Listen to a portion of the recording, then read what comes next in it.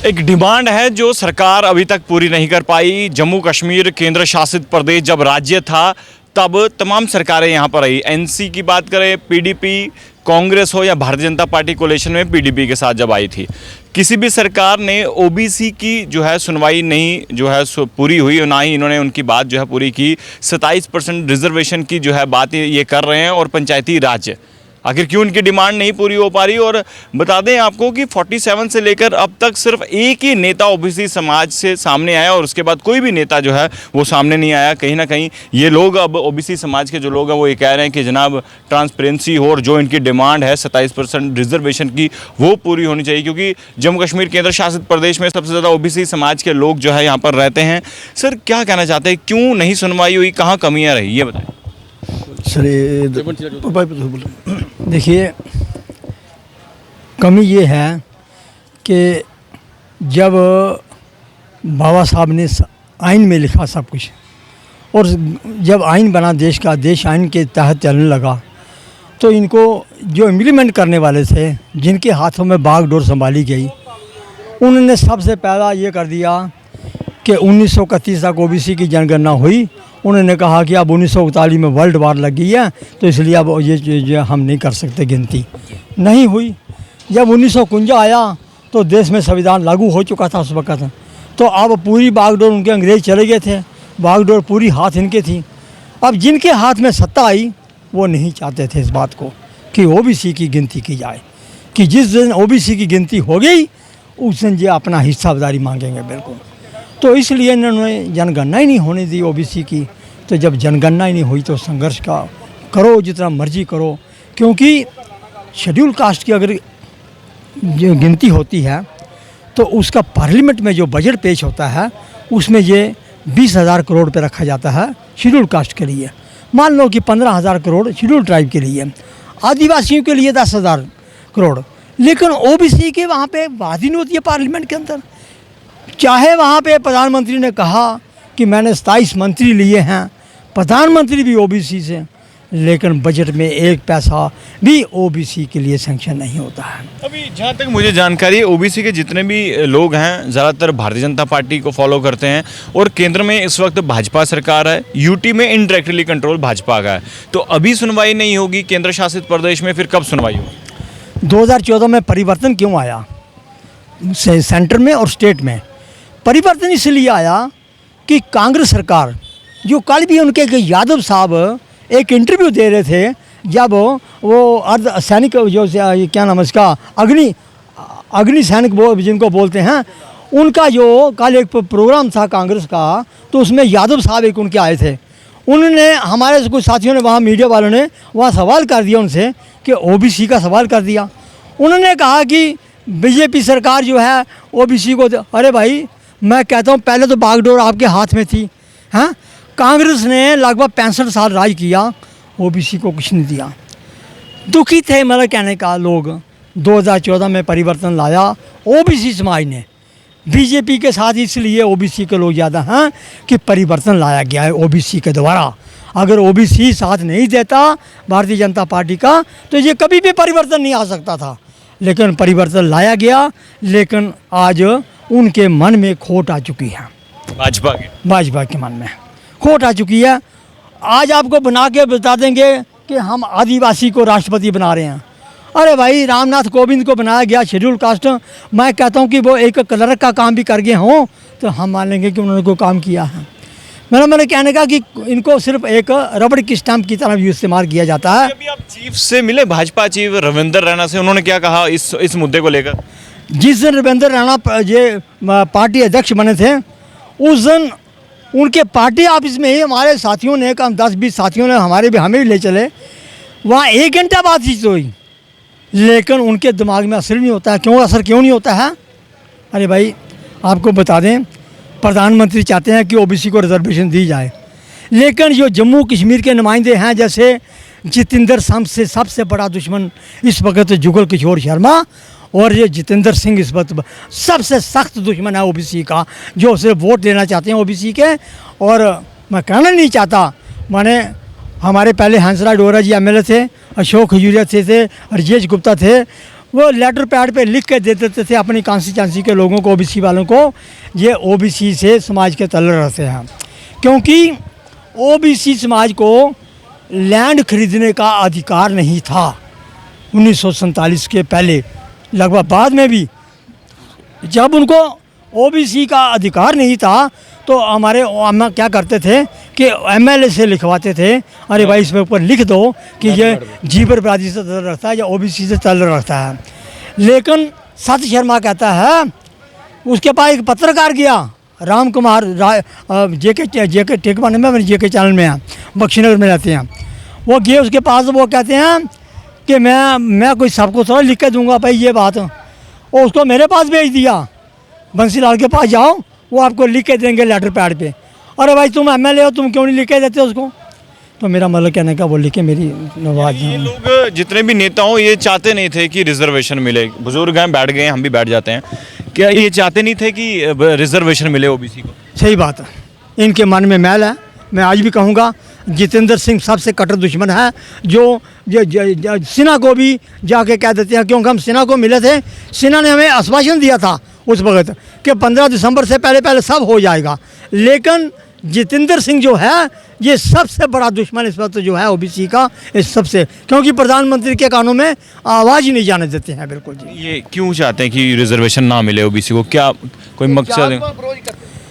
देखो वर्ण व्यवस्था है, वर्ण व्यवस्था में आज भी आपको पता होगा कि मैं आपको पहले ही कहा कि आप पुंछ से चलकर लखनपुर तक चले जाइए, 70 साल हो गए, 72 साल आज़ादी के, लेकिन कॉन्स्टिट्यूशन भी लिखा गया, उसके बावजूद भी आज सिर्फ 5 सरपंच हैं, सिर्फ 5 सरपंच। कितनी पंचायतें हैं? 4290 पंचायत है जम्मू कश्मीर के अंदर, और उसमें अगर लगभग हमारे 65 सरपंच हैं, सिर्फ वो मुस्लिम थोड़े मिला के ओबीसी के 65 सरपंच हैं, और 234 जो हैं वो पंच हैं सिर्फ। तो डीडीसी मेंबर कोई है ही नहीं। कितने दो डीडीसी मेंबर कितने हैं? 240, 12 दूने 24, 240 हैं डीडीसी मेंबर, लेकिन डीडीसी मेंबर एक भी नहीं आया अभी आपने जब उपराज्यपाल मनोज सिन्हा से मुलाकात की थी तो उन्होंने क्या कहा था इस पे? उन्होंने छाती ठोक के कहा था ऐसे करके, मेरे पे विश्वास करो, मेरे पे विश्वास करो। मैंने कहा भाई ठीक है, ये हम विश्वास करते हैं सिन्हा साहब, लेकिन 15 दिसंबर से पहले पहले आपका ये इम्प्लीमेंट हो जाएगा, लेकिन आज तक इम्प्लीमेंट नहीं हुआ जी। तो उसके बाद कोई मुलाकात नहीं हुई? टाइम नहीं देना, टाइम ही नहीं देना है। ग्रीवेंस सेल में डालो कुछ तो उसमें भी सुनाई नहीं होती हमारी। तो मतलब कहने का कि कौन सुनेगा? ये सुनेंगे तब जब चुनाव आएगा। कांग्रेस नहीं सुनी आपकी, भाजपा अब आप जिस पर विश्वास किया था वो भी नहीं सुन रही, तो फिर क्या करेंगे आप? मैं बात बोलूँ भैया, फिर ये मनुवादियों की पार्टियाँ हैं सभी। अगर हमारी पार्टी होती कोई तो वो करके दिखाते। ये सब मनुवादी हैं, ये चाहते नहीं मनुवादी। इन्होंने 5000 साल हुआ हमारे साथ डिस्क्रिमिनेशन करते हुए, इसलिए तो आप देख सकते हैं।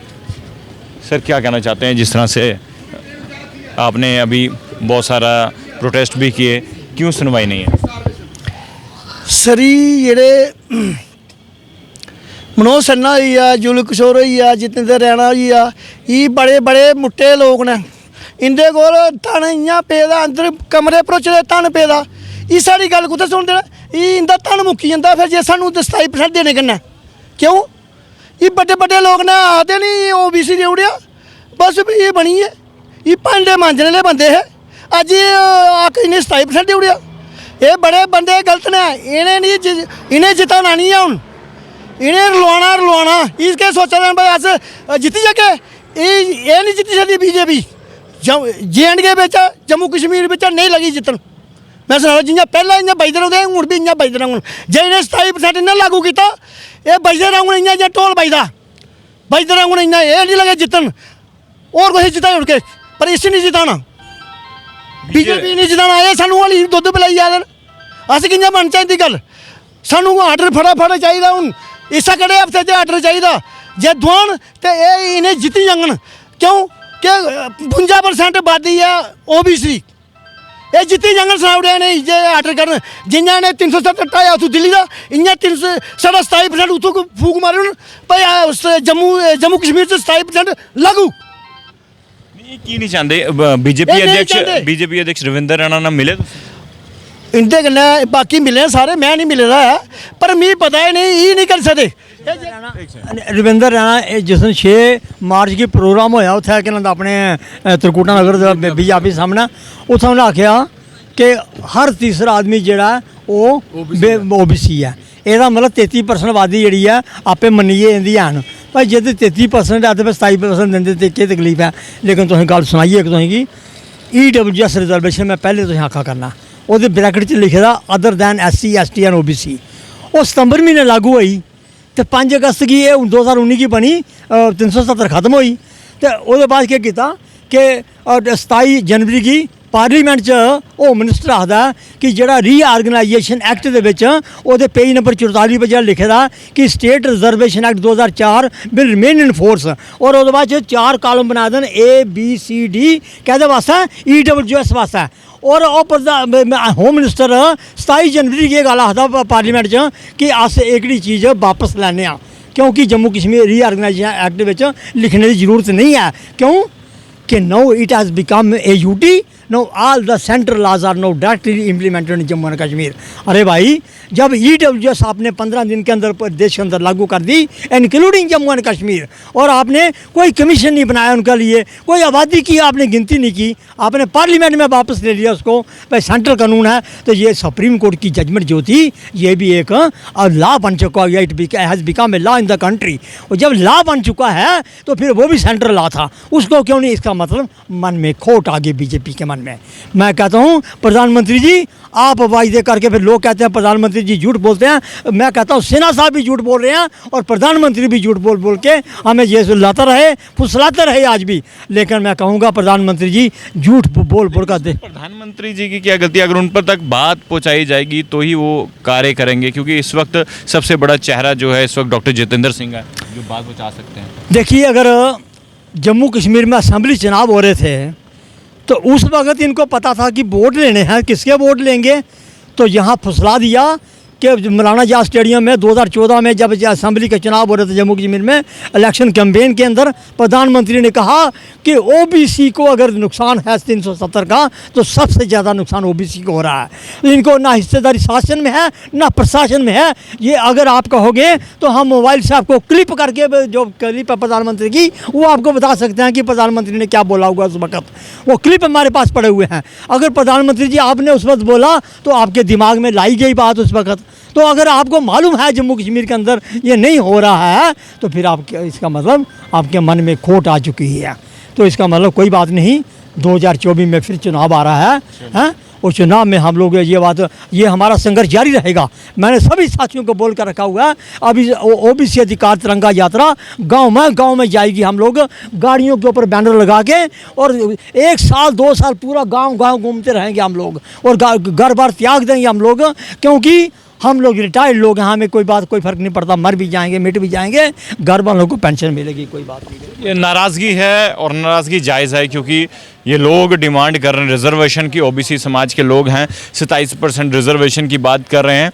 बड़ी बात तो ये 47 के बाद अब तक सिर्फ एक ही MLA जो है OBC का वो आया है, उसके अलावा कोई भी, हंसराज डोगरा जी। और रानल भाई जी, क्या लगता है कि आखिरी में जाते समय क्या कुछ करना पड़ेगा? मैं आपके माध्यम से एक ही बात कहना चाहता हूँ, जम्मू कश्मीर में जो NC की गवर्नमेंट थी, उसके बाद PDP की गवर्नमेंट आ गई, उसके बाद BJP और PDP की आ गई और कांग्रेस की भी आ गई, मगर OBC जो वर्ग के लोग थे उनको कुछ नहीं दिया इस गवर्नमेंटों ने।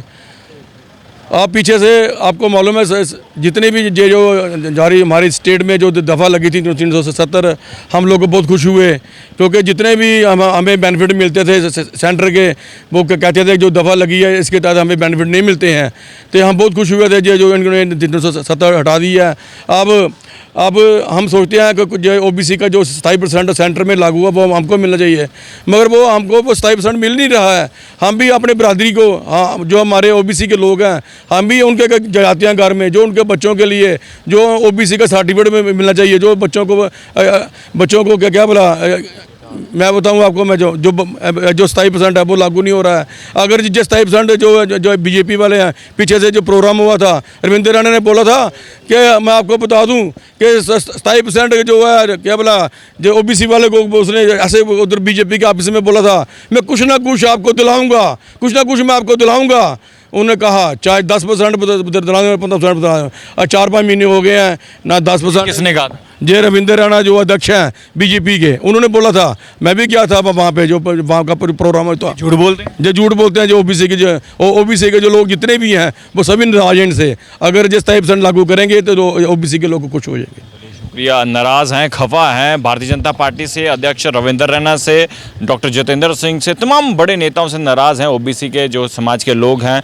इनके जो वादे थे, जो वादे किए गए थे 2014 में, क्योंकि तब चुनाव थे जम्मू कश्मीर केंद्र शासित प्रदेश में, तब तो राज्य था लेकिन अब तो केंद्र शासित प्रदेश है। लेकिन कहा गया था कि जब यूटी बनाया था जम्मू कश्मीर में, यूटी बनी थी, कहा गया था हर एक जो मसले हैं वो फास्ट ट्रैक में सॉल्व होंगे, तेज़ी से सबके जो है मसले हल होंगे, दूध की नदियां बहेंगी। दूध की छोड़िए, यहाँ पर नदियां ही सूख गई हैं। अब इनका मसला कौन हल करेगा ये तो वक्त ही बताएगा। देखते रहिए भारत मॉनिटर। कैमरामैन से अलात्री के साथ चाहें।